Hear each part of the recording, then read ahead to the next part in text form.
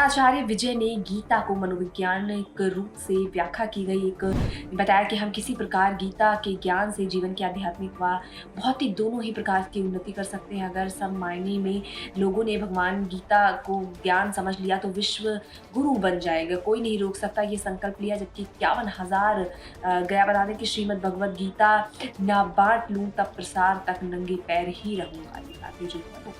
सबसे पहले तो आपका नाम बताइए। नमस्ते, मेरा नाम है आचार्य विजय जी। और मेरा श्रीमद् भगवद गीता 51,000 घरों तक पहुंचाने का लक्ष्य है जी। और करीब 2 वर्ष से मैं इस कार्य में लगा हुआ। और जब से मैंने संकल्प लिया है, जब से मैंने चप्पल नहीं पहनी, और मेरा संकल्प भी ऐसा है कि जब तक 51,000 पूरी नहीं हो जाएगी, जब तक मैं अपने पाँव में कभी चप्पल वगैरह नहीं पहनूंगा और गीता जी का वितरण वगैरह करूंगा। जैसे आप बता रहे चप्पल नहीं पहनने का कारण भी क्या है? देखिए, आप और हम लोग गृहस्थ लोग हैं। कई बार क्या हो जाता है कि मेरा शुरू से अध्यात्म के अंदर रुझान रहा है और मैं मानव प्रकृति को अच्छी तरीके से जानता हूँ। जब तक आप किसी चीज़ के लिए किसी चीज़ का त्याग नहीं करेंगे, जब तक आप उस चीज़ के लिए संकल्पवान नहीं हो पाएंगे। जैसे कि संत अपना घर बार छोड़ देते हैं, अपना पहनावा बदल देते हैं हरि का नाम लेने के लिए, उसी प्रकार मैं गृहस्थ में फंसा हुआ हूँ तो मैं कोई घर बार तो नहीं छोड़ सकता, परंतु मैं अपनी चप्पल छोड़ता हूँ तो मुझे ये निरंतर याद रहता है कि मुझे अपने लक्ष्य को पूर्ति करनी है, मुझे अपने संकल्प की पूर्ति करनी है।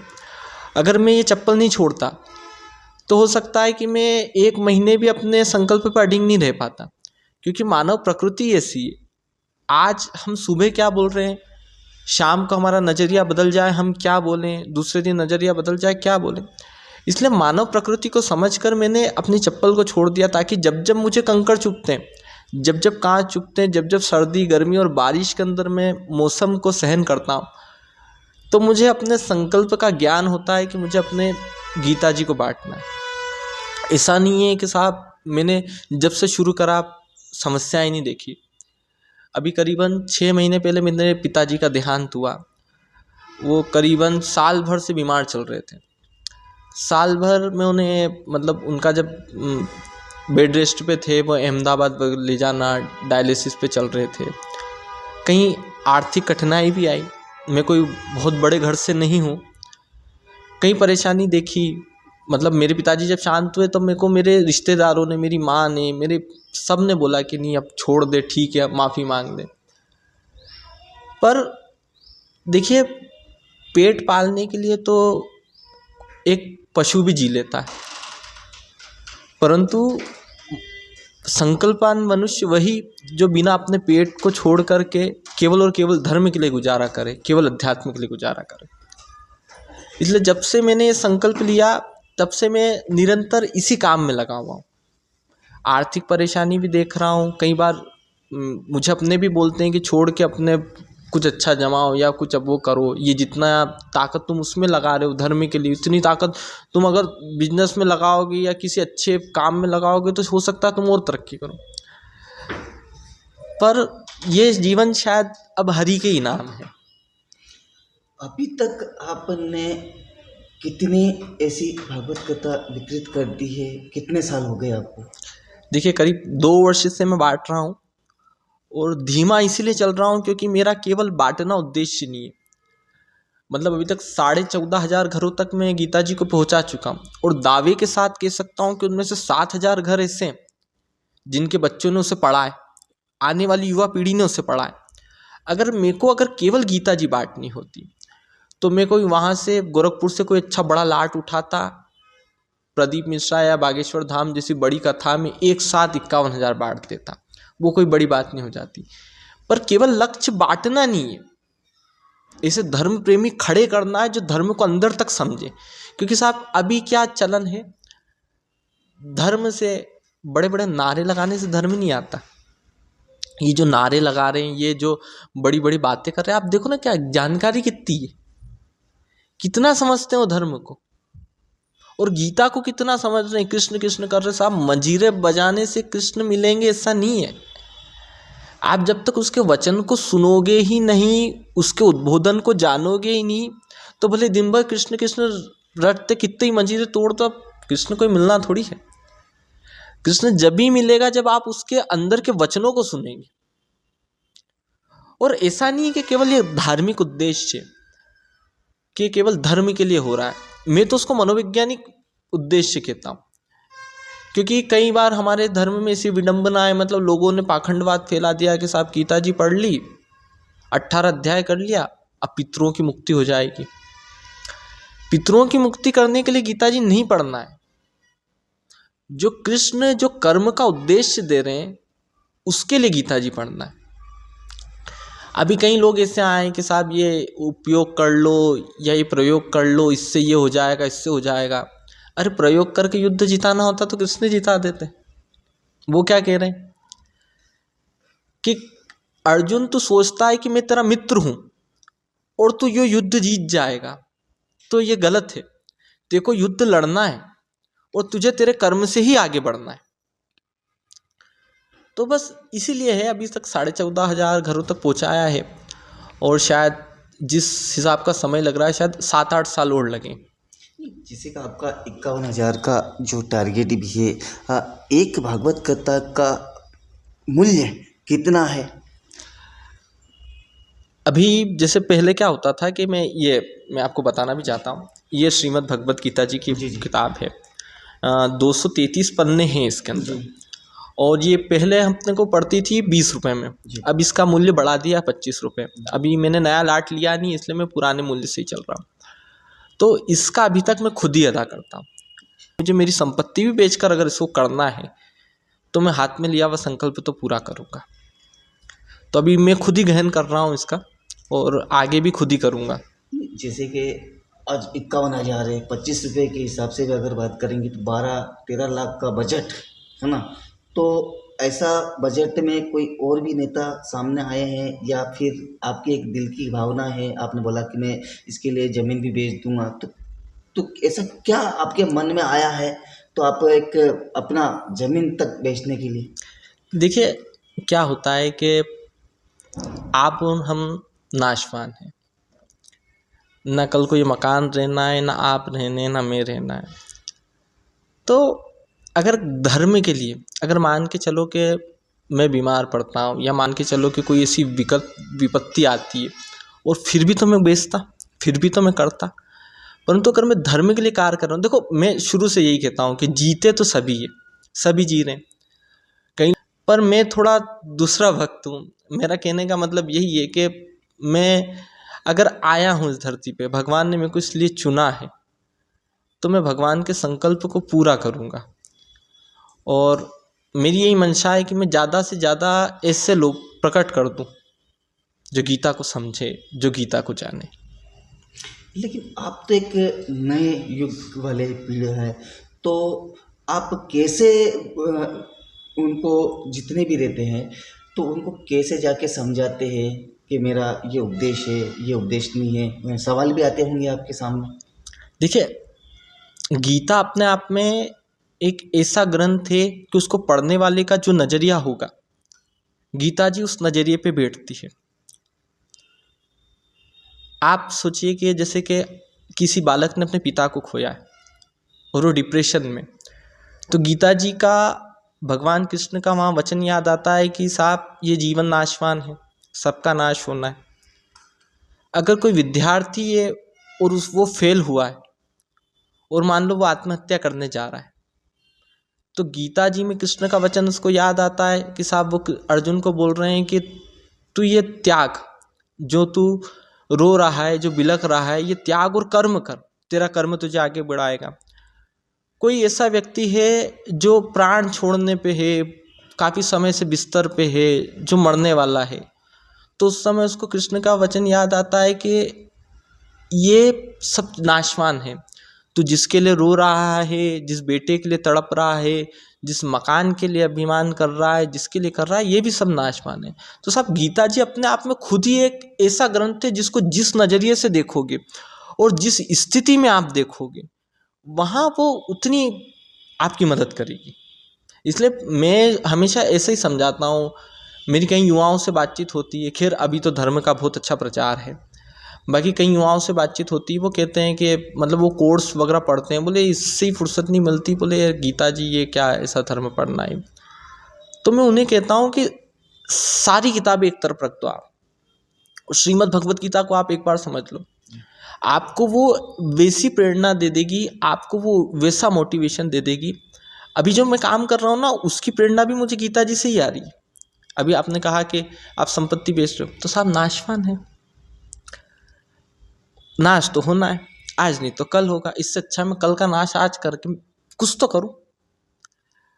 तो ऐसा मेरा मत है, और ऐसा नहीं है कि मुझे बहुत ज़्यादा समझाना पड़ता है किसी को धर्म के लिए। अभी तो साहब धर्म की आंधी चल रही है, मदद करने वाले भी आ जाते हैं और सब हो जाता है, और हर ही सब करा रहे हैं। मैं तो इतना कहना चाहूँगा कि आगे से आगे वो कराते हैं। मतलब कई बार ऐसा नहीं हुआ कि मेरे को बहुत ज़्यादा प्रयास करने लिए किसी के। कई बार क्या होता है कि कोई कार्यक्रम करना है, मेरा एक फ़ोन लगाने पे 5-50-100 लोग आराम से इकट्ठे हो जाते हैं। गीता जी चीज़ ही ऐसी, मैं कहीं कार्यक्रम करता हूँ तो मेरे पास महीनों फ़ोन आया करते हैं वहाँ से कि आप दूसरा कार्यक्रम कब करोगे, हमको भी चाहिए। जैसे कि कई ऐसे राजनेता भी देखे हैं, कई ऐसे ब्राह्मण भी देखे हैं जो धर्म के प्रति जागरूकता करके राजनीतिक में भी जाना चाहते हैं। तो क्या आप गीता जी के जरिए क्या ऐसी कोई राजनीति में भी जाना चाहेंगे? देखिए ये विषय तो मैं अभी नहीं छेड़ूंगा, परंतु ये है कि जो गीता जी का जो मेरा संकल्प है वो मेरा निजी संकल्प है, और उससे अगर मेरे को राजनीति में जाना होता तो मेरे पास अभी भी कई ऐसे संपर्क हैं, मेरे खुद के संपर्क हैं। मतलब कई ऐसे बड़े नेता हैं जो मेरे खुद के संपर्क में सीधे हैं। अगर मैं जाना चाहता और मैं पद चाहता तो अभी भी मेरे पास कई ऑफर आते हैं पद के लिए, पर मैं शुरू से अभी तक मैं किसी भी पद पे नहीं रहा। और मेरी आगे भी अभिलाषा नहीं होगी कि मैंने गीता जी के कारण अगर ये नाम करा है, ये करा है, तो मैं इसका उपयोग करके वहाँ राजनीति में चले जाऊँगा। और थोड़ा मैं राजनीति से दूर रहने वाला व्यक्ति हूँ। मतलब ठीक है, एक देश के लिए और राष्ट्रहित के लिए मैं किसी संस्था से जुड़ा हूँ, नाम नहीं लूँगा, पर एक सीधी राजनीति मेरे समझ के परे है। और धर्म के नाम राजनीति करके जाना तो आज भी मैं जा सकता हूँ, छोटी सी जगह पे जा सकता हूँ, पर मैं भविष्य में भी धर्म के नाम से राजनीति नहीं करूँगा, ना आगे किसी संस्था में ऐसे सीधा जुड़ूंगा। जैसे कि आपने बताया कि मेरे गुरु ने बोला है कि पहले इतनी आप गीता भागवत बांटने के बाद में मैं आपको आगे और ही आगे का कर्तव्य दूंगा। तो क्या है आपके गुरु का आगे क्या कर्तव्य देने वाला है और आप इस लक्ष्य को कैसे पूरा करें?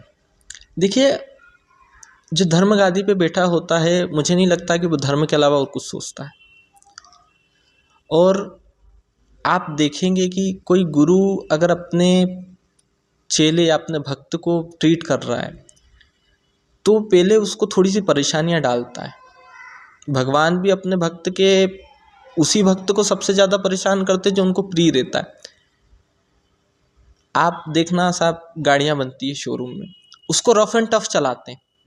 क्यों चलाते हैं? ताकि उसकी स्थिति को देखा जाए कि टूटती कहाँ है, और जहाँ वो टूटेगी उस कमजोरी पे काम किया जाएगा।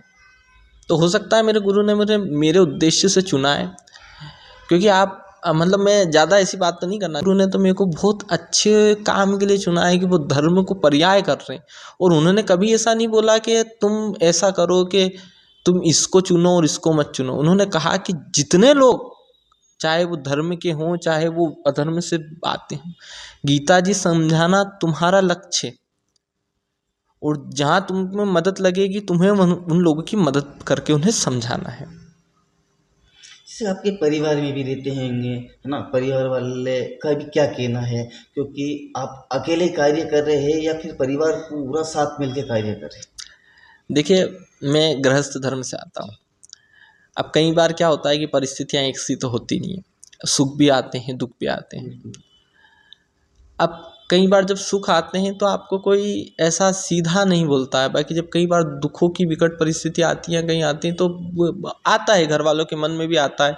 कई बार मेरी माँ सोचती है, क्योंकि अभी ठंड ज़्यादा पड़ रही है साहब, अब माँ की तो ममता है, वो तो 10 बार टोकती कि भैया तू नंगे पैर घूम रहा है, तेरे को सर्दी लग जाएगी, तू परेशान होगा, तेरे पैरों में कील चुभ रही है, कांटे चुभ रहे हैं। तो उनका अपना एक मोह है वो मोह कई बार मुझे करते हैं, बाकी कई बार ऐसा नहीं है कि साथ देते हैं। मेरे पिताजी ने भी मेरा कई बार साथ दिया, वो देते आए, आखिरी तक दिया उन्होंने। कई बार जब वो बीमार रहते थे, उन्हें पता पड़ता था कि मुझे गीता जी के काम से जाना है, तो वो कहते थे कि यार तू चले जा, मैं किसी के साथ भी चला जाऊँगा अस्पताल, तू पहले वो कर ले। तो एक मोह अपनी जगह है, धर्म अपनी जगह है। ऐसे सब मोह के बारे में सोचने लगे तो फिर काम ही कौन करेगा।